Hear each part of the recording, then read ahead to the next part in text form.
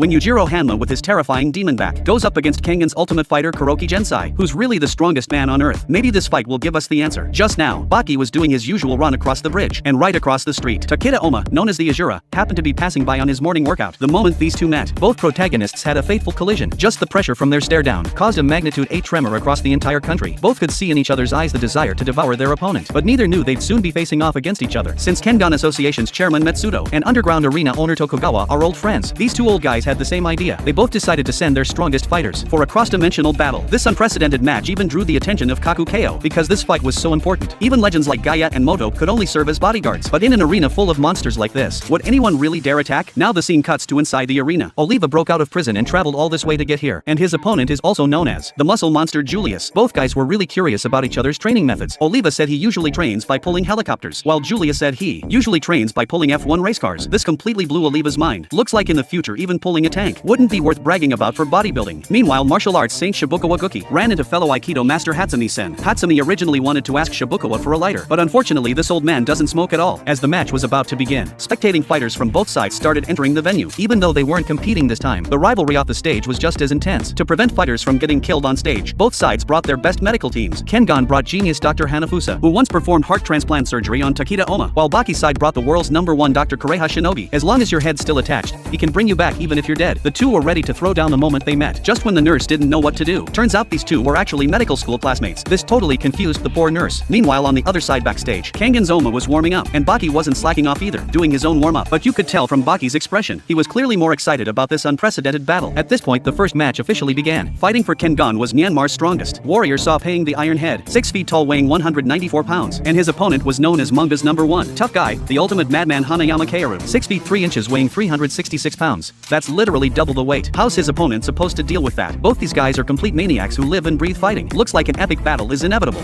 俺に我慢なんてやらねえ仕掛けたね行け